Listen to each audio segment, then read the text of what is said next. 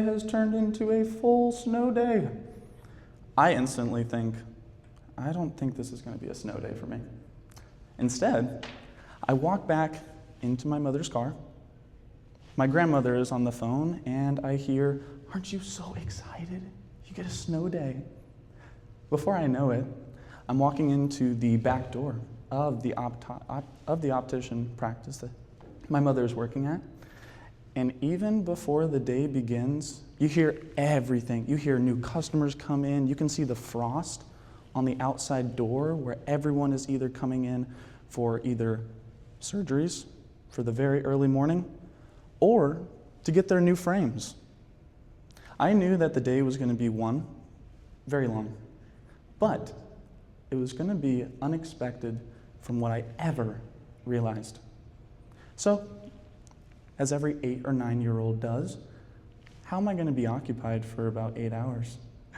My mother had an amazing co-working crew and a great team that she still communicates with today. Demetri, are you enjoying your snow day? Of course. Who doesn't want to play Angry Birds for 8 hours in the waiting room? But I'll tell you this, it did not take me 8 hours to realize the magic that was occurring in the dispensary.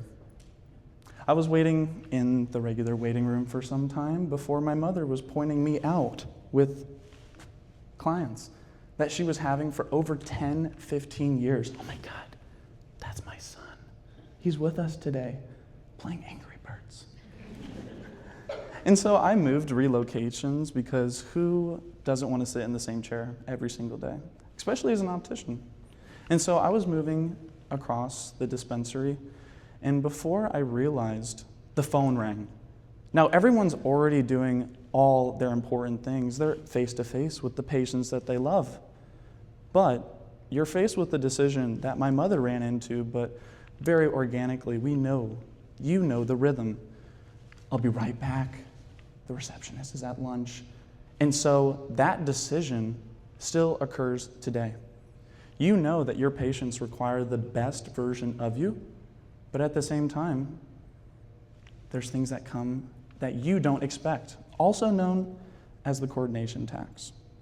And so the rest of the day continued, but even before lunch, I noticed my mother's eyes that first dropped me off at school that morning were a little dim.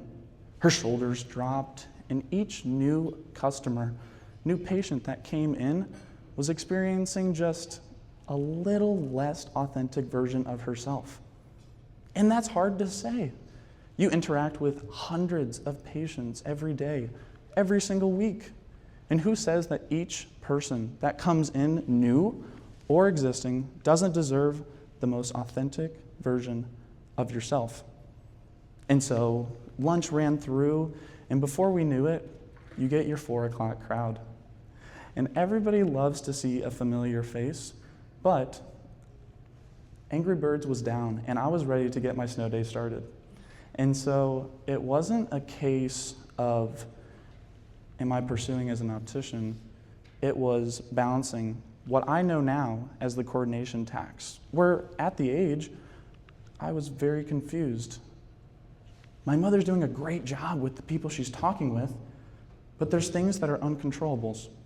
There's things throughout her day that aren't the most authentic version of herself as an optician. And so now, I've studied systems and not only have been certified in existing knowledge on AI, but I understand that there's true problems that haven't changed, just different applications. And so with that being said, today, we're going to dive into why being an optician is the best authentic professional there is. And with the help of AI, not only can you become a better version for yourself, but a better version for every customer you interact with.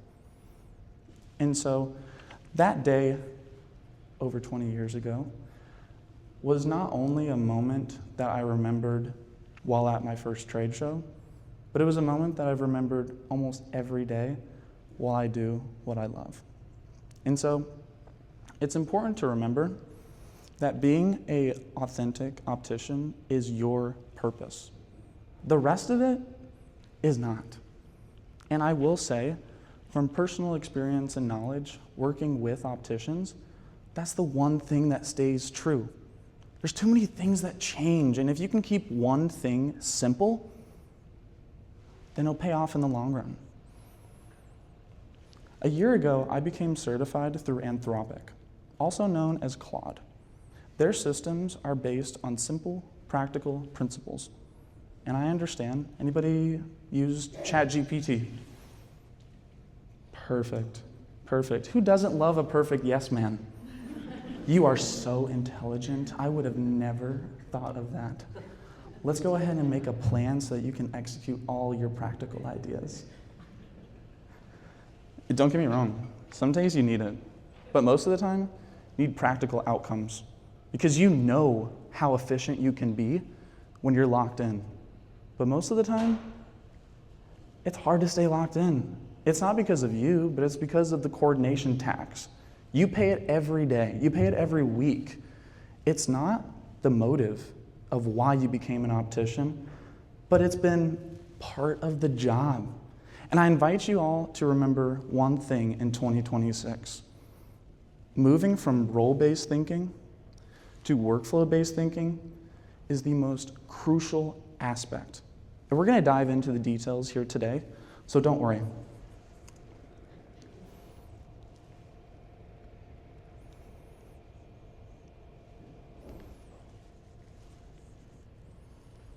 Before we begin, let's be honest. Your feedback is the most crucial element of today's presentation. So before we ran into 2026, I asked you all, what is it exactly about AI that excites you? And I will be completely honest. We have everyone in this room. Those that said, it's not my thing. You know, it's new. I know my job. I want to keep it pure. I want to reach my pure state as an optician, not some tech guru fanatic. And that's not where I come from. There's also those that said, it could benefit me. It could help me free up time. It could help me streamline operations. And I want to tell you all here, both are valid responses. And both are common things that I think of when building, creating, and outreaching, because you as the opticians are the focus, and y'all deserve the best.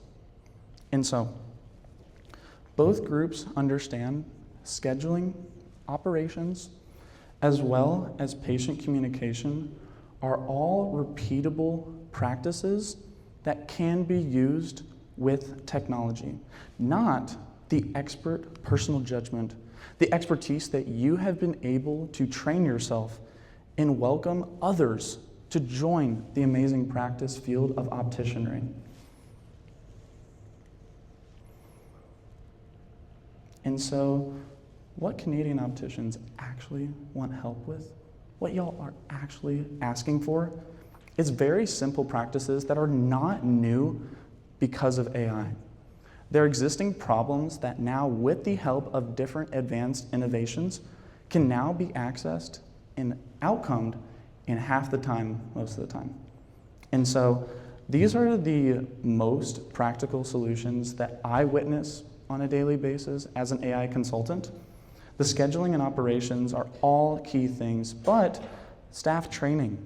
You want to have every new person come into your business and practice as someone that's been there 10 plus years. And yes, it's so crucial to have those people because they will feed off of those that have been within the industry and are welcomed and able to share their aspects. And losing the personal touch is the one thing that I promise you will not occur, because I truly believe opticians today are the only professionals that understand that one principle, where other industries want to change everything. And changing everything doesn't mean for the pro or for the con. It means you're taking the responsibility of both. And I truly believe if you can outweigh the cons, then focus on the pros. Accuracy of AI outputs. This one is going to be my favorite to dive in today, because being precise, I find, is the most applicable way your customers know that you're the professional. They're not asking you if this is, not the best fit. They want to know, is this going to fit me in the long run? I'm going on trips. I'm having experiences. Are they going to adopt and be with me on my journey? Job replacement fears. I know. I'm still a student, and the arise of welcome to the real world, as my parents love to say, time to find a job. You definitely don't want to put yourself in a position where you use so much of AI that you look in the mirror and you find yourself off your morals, off the authentic optician you are, off the personal judgment. Those are things that you know best, and those are things that you should keep secure, especially privacy and data security. We're going to dive on this at the very end of our journey this morning, where you'll understand what AI is, not from your TikTok, not from Instagram, but practical understanding principles on what AI is and why the noise avoids you from understanding the signal. The things that deliver outcomes, not any fancy tools, fancy colors. Don't get me wrong. I'm a visual learner, and if it's not appealing, I'm looking this way, and I'm over here. But don't worry, we're going to have a lot of fun this way.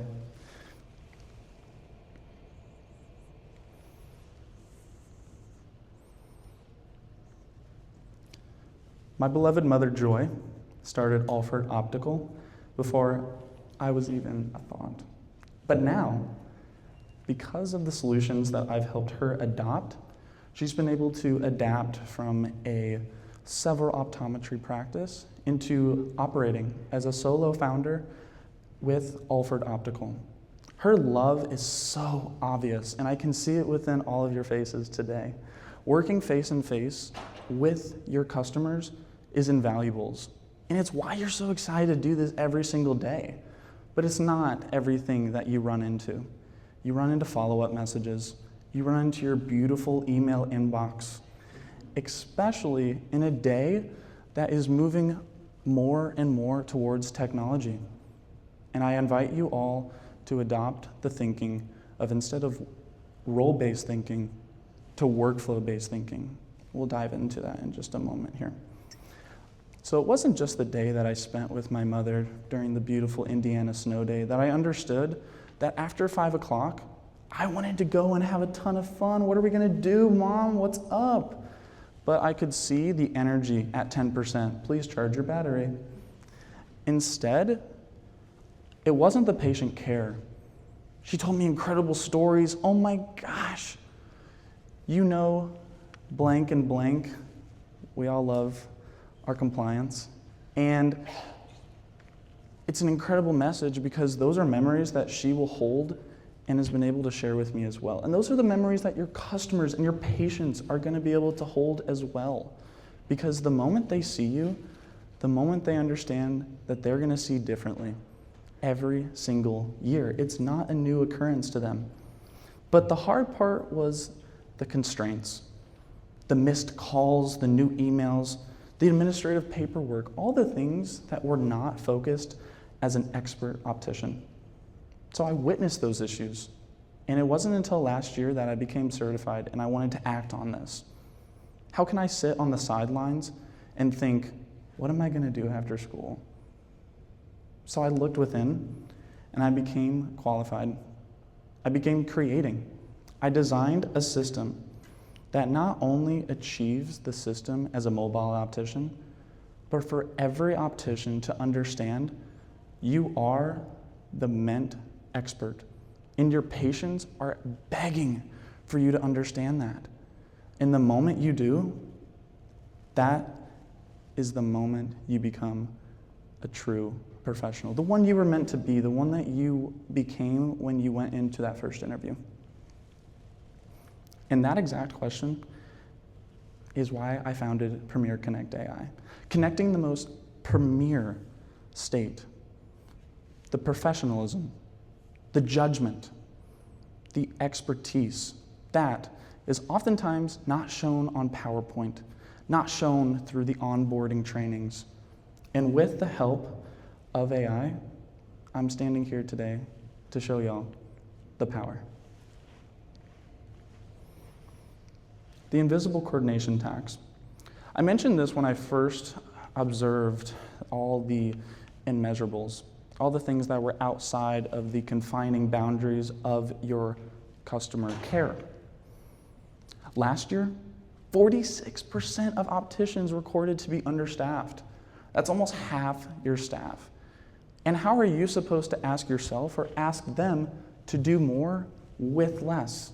And oftentimes, it's trying to get more energy from things that don't provide energy. We got a lot of emails this morning, and you got this. Sure, why not? Because it's part of the job. And I invite you to exchange that offering with a workflow-based model of thinking. We'll dive in that in just here in a moment. 10 to 15 hours of wasted weekly administrative tasks. That 10 to 15 hours can be used to create new relations, to build something invaluable. And it's hard for me to say that those 10 to 15 hours aren't as noticeable. You see it every day. Raise your hand if you find your day to be fully interactive with patients and nothing on the outside. That might be the case, and it might not be, but all of those things collectively generate zero revenue. And that's why you're in business. The problem is that you don't need more people, and it's for sure not that you need AI. The businesses that choose to innovate and adopt the most AI will not win in the next 5 years. Trust me, my friends.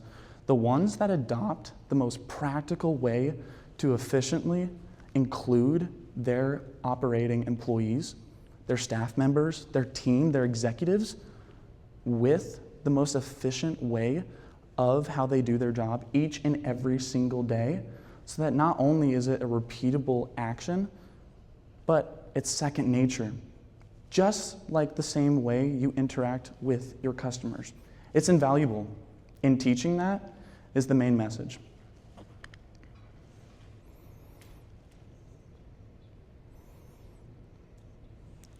And I'll say this again, the real issue here, my friends, it's not AI.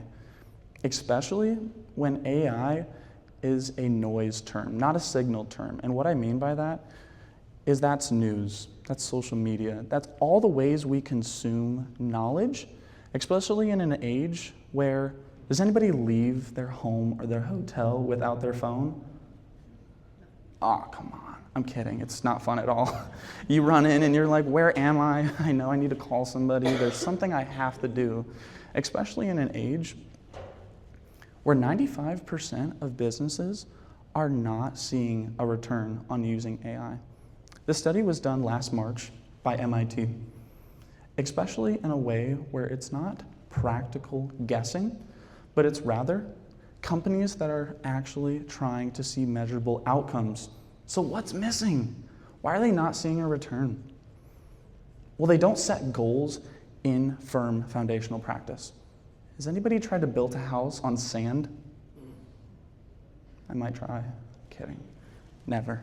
It's because deploying tools without defining success, your best practices, is a waste of time, my friends. And taking a step back and understanding where you leverage positional awareness is going to put you 5, 10, 20x positions ahead of your competition. Automating chaos. This is my favorite because who thinks AI is going to stay the same for the next 10 days? It changes so frequently that you feel like you're just jumping in the pool and jumping out. It's so hard to actually reach pure state when a technology changes every single week. And it's not fair for y'all at all, especially when it's not trust. It's practical applications. The wrong trust is that machines don't understand practicality. They offer context and content. That's why ChatGPT offers the yes man mentality. And in practice, that doesn't show a benefit in return. And I'll say this as well, my friends. AI is not here to replace opticians, but rather, it's here to amplify what you do best. It's here to subtract all the exhausting tasks so that before you go to lunch, you don't feel the weight of bricks and follow-ups and emails, paperwork, everything that you're so used to because someone told you when you started, it's part of the job, man.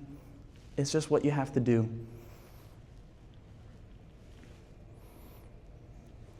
So when using clarity, you're one step closer to excellence instead of trying to be the most innovative and the best adopter.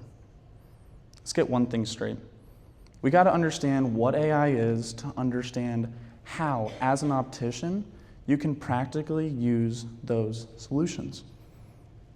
And I'll say this again. AI is not intelligence. I know it sounds crazy. It's literally in the name, Demetri. What are you talking about? It's predictive text. The models were trained off of the existing systems that you've already seen for the last 20 years. Anybody never been on the internet? Okay, good. Kidding. So I use the Ferrari analogy. If you put a toddler in a Ferrari, oftentimes it's funny, but you're not going to see the actual excellence position. And that's the same way when you give AI an untrained context method. You have great ideas, and it's so hard to keep up with all of it when it's all interchanging. You think you got to jump ship when oftentimes you're going to have to jump back on the one you were just at. AI is not here for personal or professional judgment. I'm sure we all use it professionally in a way, but there's also areas where you think, after 5 o'clock, I could probably ask some similar questions.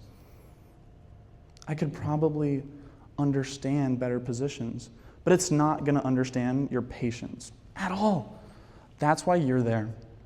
But with context and with understanding on foundational principles, your patients will understand why you care, because you are fully present as the expert they're desperately asking for. It's a necessity, my friends. And professional judgment is the one thing that you know best. So don't let anybody take it from you, especially if it's not an actual person you can see. You are the strategic operator, and AI is your assistant. Don't forget, you are Batman, AI is Robin.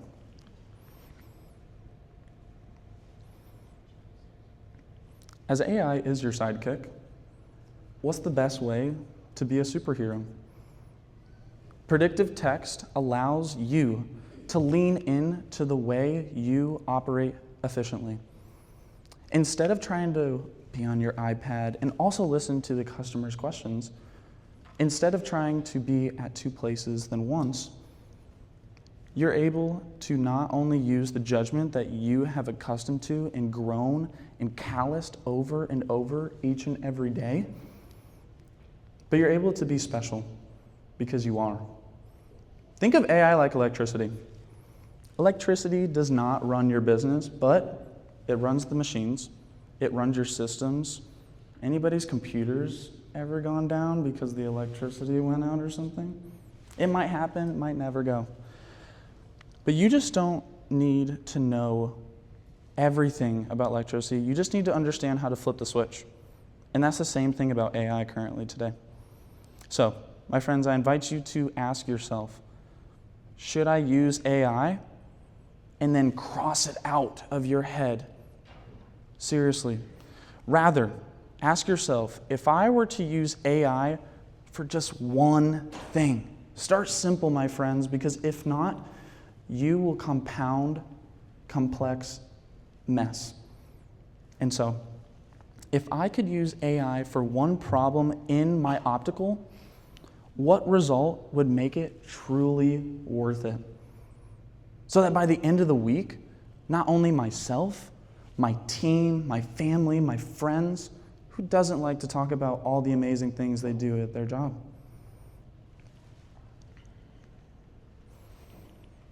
That key distinction opens up in Envision. So I invite y'all. You walk into work, you understand all the things you have to do. You understand what needs to be done before you see your first patient. But rather, trying to jump on an AI model and try to ask it repeatable questions, try to use the memory that you've already accustomed to, you want to use intention rather than confusion. And with that, my friends, you will have less admin and more patience. Nobody likes the paperwork, but you have to do it. So instead of trying to replace it, offer a leveraged position. Use yourself as a great example for those that work with you or for you. Because with that, not only will they sequentially decrease all the confusion, all the messy prompts, but they're going to see an effective result that they won't ever forget. In your team, they understand the boundaries. They know your best practices. AI deserves the same thing as well. Humans are going to lead because machines are going to be able to assist you on things that don't require your expertise. Everyone's time and energy is the most invaluable thing we have. And it's hard in an era where your time is over and over dragged into technology. We all occasionally doom scroll, and when you hop off of it, you really understand how deep of a hole you can get yourself into. It's not science fiction, my friends. It's what happens today when humans lead and machines assist. Let's dive into a 5-focal shift. So from my expertise, again, as I told you, last year I practiced this in real results.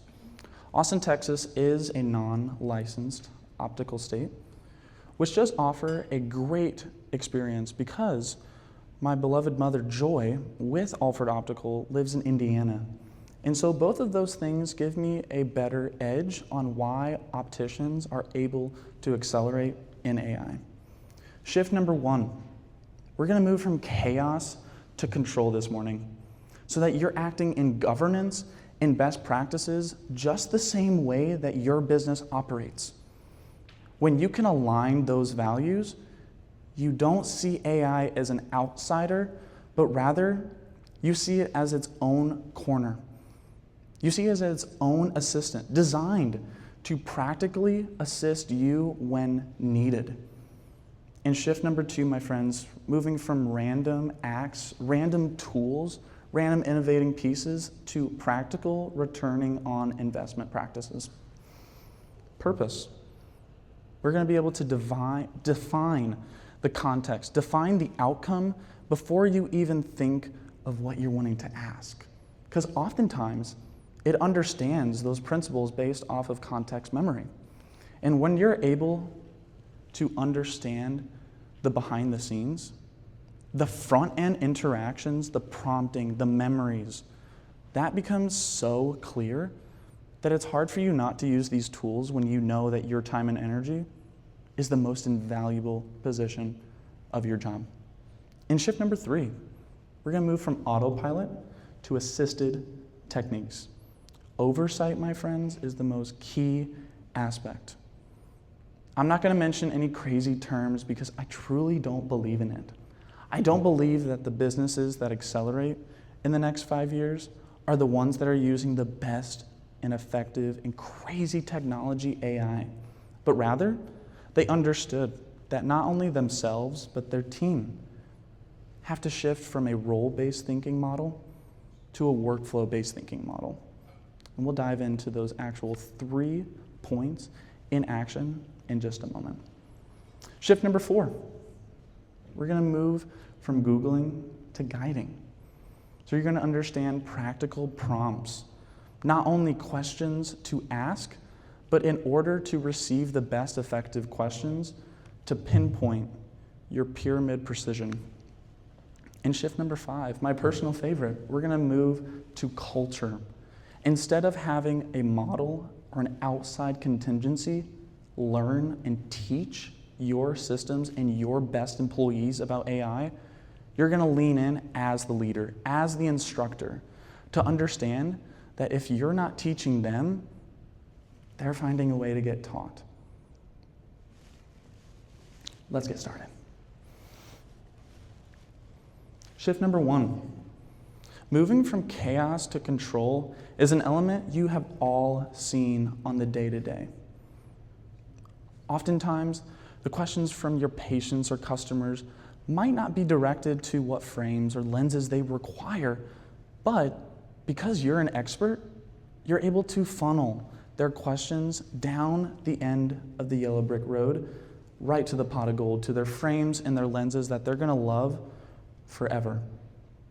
You're also going to be able to understand that before you open any model, I use ChatGPT because from my experience, 80% of those that are using AI are using ChatGPT. And don't get me wrong, there's incredible models, and I'll say this more than once, there isn't one model that's going to be the best. It's what adapts to the best version of yourself. And too much than not, we get overboarded, we get overwhelmed with how much there is currently in this space. And my friends, it really is hard to push away and not be as adapting to other tools when you've already had maybe 5 months, 2 years, maybe more. You might have heard of it right after we got done with COVID, and if you did, kudos, because at that time, this was nothing to what we see today. And I really believe that's the true impact that we find within the business, within the optical world. So the answer for governance is, what are the rules of engagement in my business? What is it that I want AI to interact with? Where's their role? Without that role, hallucinations will occur. And of course, your occasional yes man, that's an absolutely great idea. Thank you so much for providing. Let's dive right in. It's all great senses, but you're wanting to ensure that those patient-facing decisions are in your pure state, so that you're not guessing, but rather you're having preparation before the actual decision making. You're brainstorming. I brainstorm all the time with these models, and it's so key because I don't think any of their decisions are what I'm truly needing, because those decisions are more patient-focused than none. The human interaction piece is a huge quality, and I see it all the time. Having conversations with those that are similar age groups or even classmates are so hard to grasp. Sometimes it's like talking to a wall, and other times you can really get a great conversation going. But that within itself helps you understand governance to own the final decision. And so that you're not setting boundaries, you're enabling guardrails in order to build on concrete instead of sand.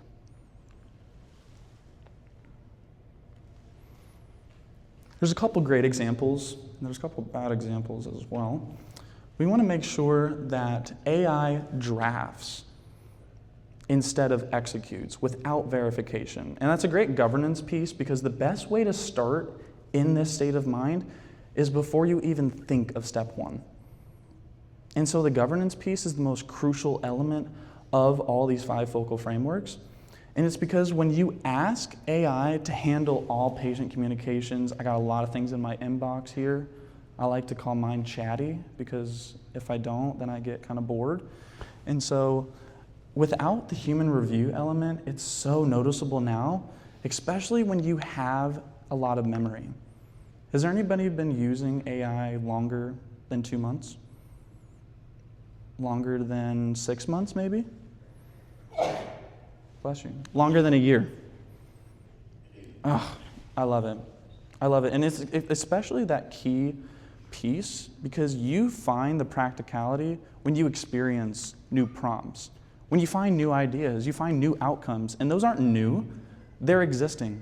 And that's why you're going to these AI models, because you know the acceleration is the most crucial element, and your time and energy is not meant on finding those answers, but rather understanding what it is and finding an executional path so that your team, your patients, are understanding that you are there for them no matter what.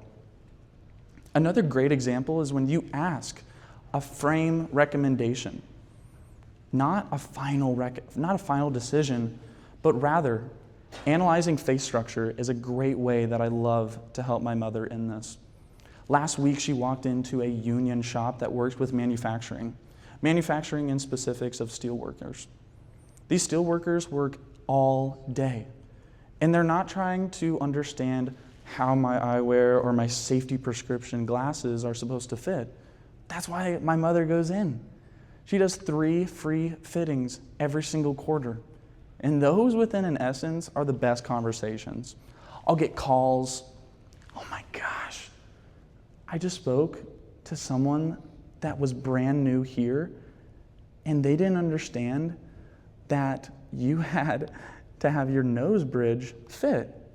And don't get me wrong, I'm no expert in the optical practice, in the actual essence of where you are the professional, but I have a great way of being able to adapt with it and understand that those elements of your personal judgment are the invaluables. The bad way of it is asking AI all these recommendations without staff insight, without a review element that you are the ultimate strategic operator. Shift number 2, purpose. I love this question because in the last year, being certified and consuming a lot of accredited information, this is the one thing that divides chaos to success. And so the purpose element is more crucial when you ask this one question. I'm using AI in order to save or make you blank. And wherever you are in your business, you can answer this question over and over. I go back to this question almost 3 times a day because when you consume more, it's very easy to confuse the rest of what you do. And the purpose for AI is to be your Robin, not to give you advice on being Batman. Defining your action specifically is where you're able to see AI handle the operations that are not affected on the patient interactions. And the quality impact is massive. The hours you save, the energy that you can bring back to yourself, the things that your patients are secretly begging for you to bring to the table when you meet them, for your annual exams, for fittings and adjustments. Anybody in here only do contacts? Amazing. Amazing. Great examples of this is when you understand the exact format of your outcome. So, example 1, I want to automate recall messages to save 10 hours a week.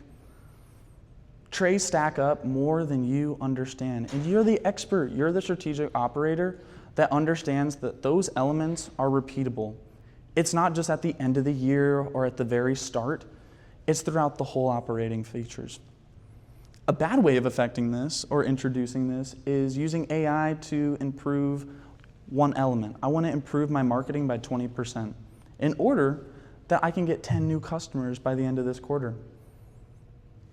AI responds with, that's a great way to operate. I completely agree, and this is what you have to do. You don't have to do anything except be the expert your customers are asking you to be. Implementing chatbots might already be some type of tool that you have already come into interacting with. Personally, it's a little unauthentic. And for me, when I'm wanting to purchase something like eyewear, you know best that you want the organic feel. You want to understand that there's care behind the decision. And when you interact with chatbots, it might be a brand recognition. It might understand the tone that you already operate within your business.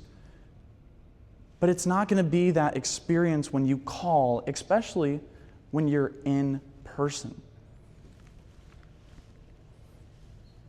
Shift number 3, oversight. In the last 8 weeks, AI has moved from a model called ANI.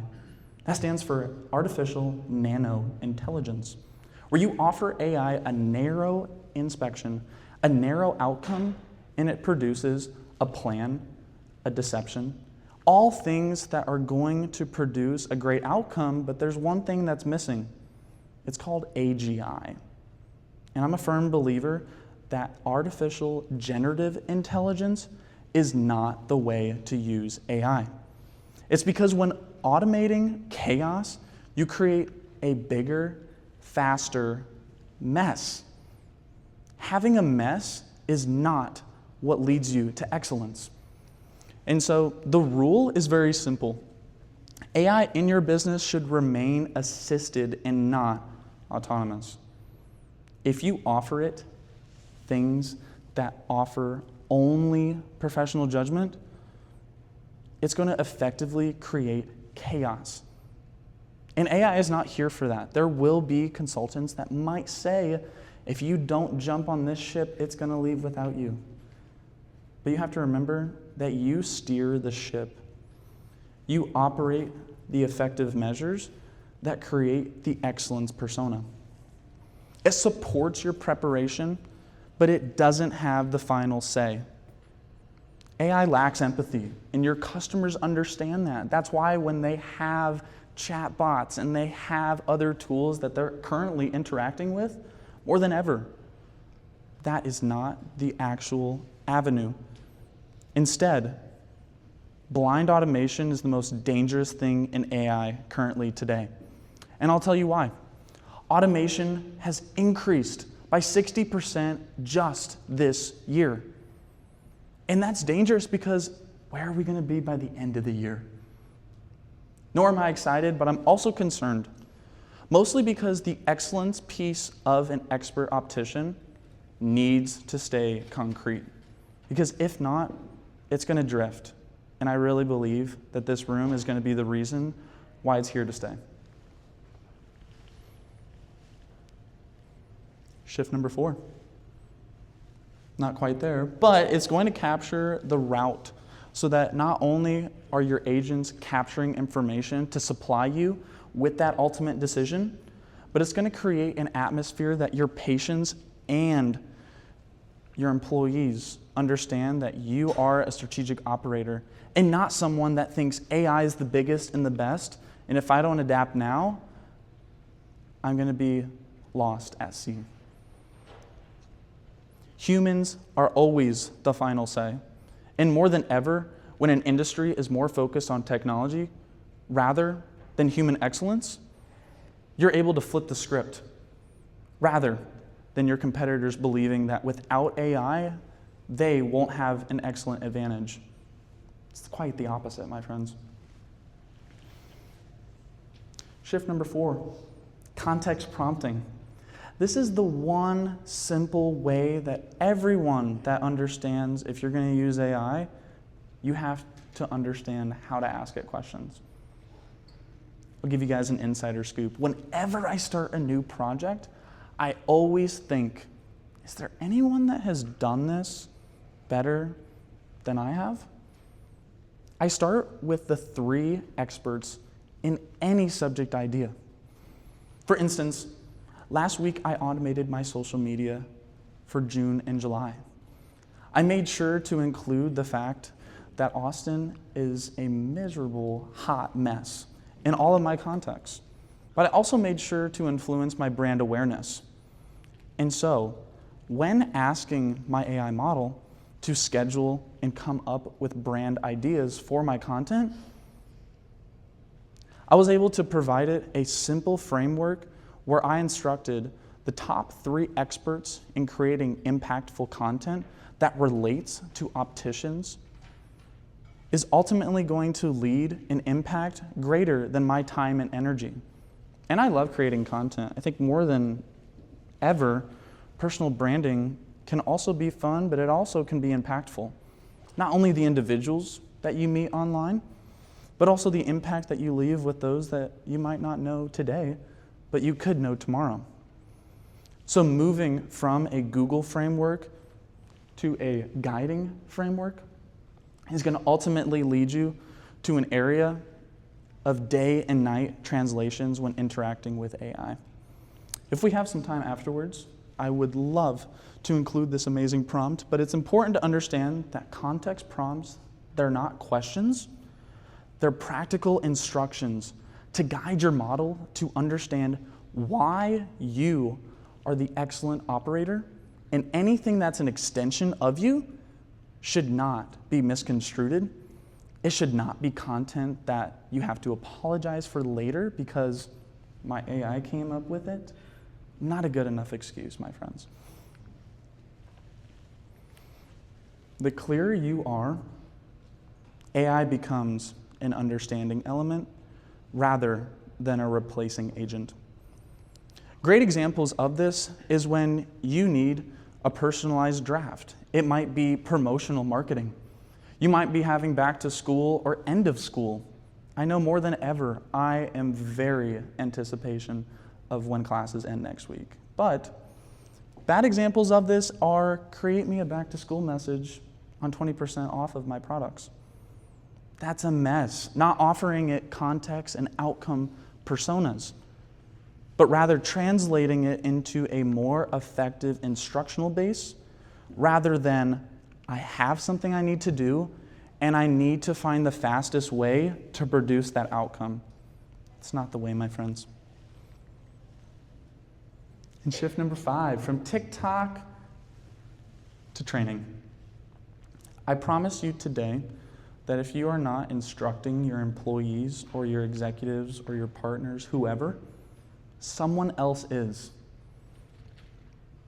And it's hard when an era of today is more accustomed on being their phones rather than having meaningful conversation and connections. And it's not anyone's fault. It's we're all in that same boat. And so the reality is that they're already using AI, either personally or professionally. But as you as the leader to position not only yourself, but for those that work alongside you in a more uniform and universal perspective, that, my friends, will get you closer to the opportunity of teaching through AI. Not having outside trainings, but using your brand recognition in the context that you operate every single day so that you're sharing that message at a faster rate than your competitors. Each step is crucial to understand that you will have to repeat this. It's not a one and done, but it is a framework that you now understand that you don't have to relearn. Your team understands your best practices when using AI, especially with customer privacy. Never should you use patient information with AI models. More than ever, you want to include everything because it's easy. Copying and pasting is way more effective than verifying, translating text. But it's the most crucial, excellent point, separating mess from excellence. Some great examples of this is when you hold monthly team meetings on AI check-ins. The regulation of consistency is a better position rather than a one and done. A bad way of translating this is, I know I need AI, so find me the best subscription tool. These are the elements that I'm needing. Find me the best and assume that my team will adopt naturally. Don't assume anything because AI is changing each and every week. And I'm sure by the end of today, there will be new tools that might be on your feed. It might be entertaining the fact that you need to switch. My friends, it's most important to create internal guides tailored for your context information. The compounding knowledge when you interact with your patients within your clientele is not only crucial, but it doesn't happen without that guiding principle. You guide them from idea to adequate product to ultimate solution that they understand every single morning when they put in their contacts or they put on their eyewear frames. AI has become inconsistent. And it's not because the standards have changed, it's because the consumption has translated. My friends, I engage and I invite you all to open the culture opportunity. Not so that you're building training systems on your best practices or the standards that are interchanging every quarter or every annual review, but rather, every new hire starts smarter. And when you bring in smarter people, those that are already existing become smarter with them.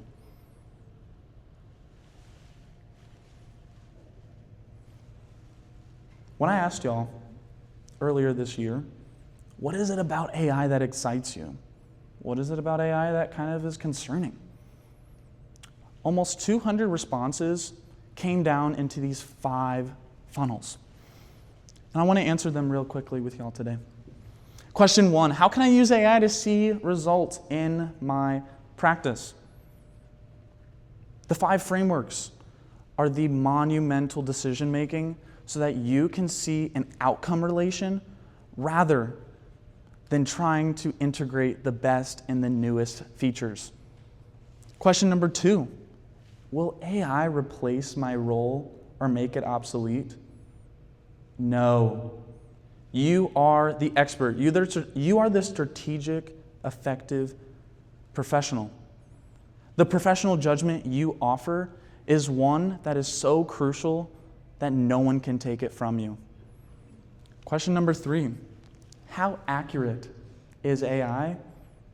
And what do I tell it? What do I provide it? You provide it instructions that are backed behind your foundational principles. You understand more than anyone that who you are on your bad moments is who you are every moment. And when you can match models that create accelerated growth in that accordance, then you are on the way to excellence. Question number 4, is AI safe? And how will it protect my patient's data? There's no reason you provided your patient's data.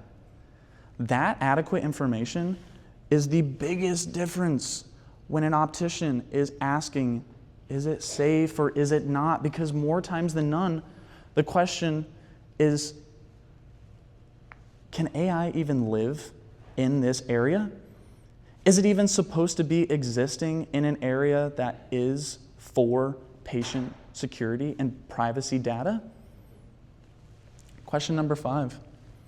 Can AI improve technical tasks like measurements and so forth? This question is my favorite because you understand that this is a practice that you're an expert at. Brainstorming is a great way of this. I use a tool more times than none called Notebook LM. This tool is offered through Google VO3's platform. And outside of all the buzz and the tech lingo, what it offers is secluding opportunity for information that you are already consuming. Anybody watch YouTube once a week? Or more than none? You can copy links that are professional use cases that you understand that the content and context inside that video, PDF, website can be integrated to brainstorm straight to the point, without any fluff, without any noise, straight to the issue at hand. And these aren't hypothetical concerns, they're yours. And they're interchanging every single time you see a new tool, you ask yourself these same similar questions more times than none. My friends, AI should never replace your presence. And because you handle AI as a repetition, as drafting to scale your operations so that you can handle the things that are invaluables like relationship building, executive judgment persona, as well as scaling the trust within your patients, You'll see excellence before your patients tell you. You're doing something different, and I keep telling my friends and I can't stop. The businesses that thrive are not the ones with the most AI, but rather they've understood that to be in the excellence of AI, role-based thinking needs to be eliminated and workflow mindset needs to be adopted. My friends, before y'all leave today, I invite you to think simple. Start with one piece of your operation so that you can save on your time and energy.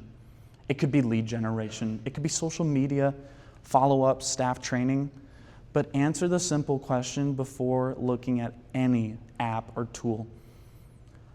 When using AI to blank, it will save me or make me blank.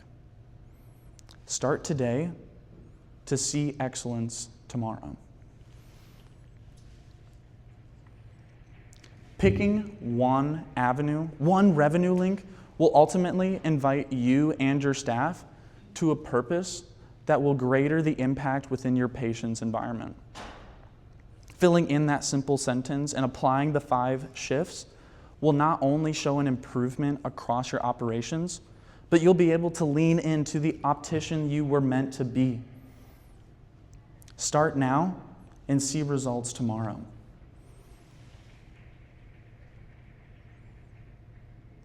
Your job is to care, and anything outside of that is part of the coordination tax. It's a problem you can solve today using simple frameworks. My name is Demetri Panagiotou, Demetri P, the rest is Greek. And if you would like this slide, please scan the QR code. I will send that to you all this evening. It's been an absolute pleasure. I thank Daly as well as Helen for this amazing opportunity, and the AOC and you all. Thank you.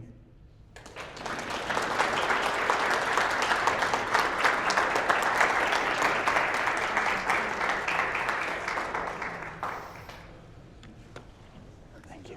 Thank you. Take care.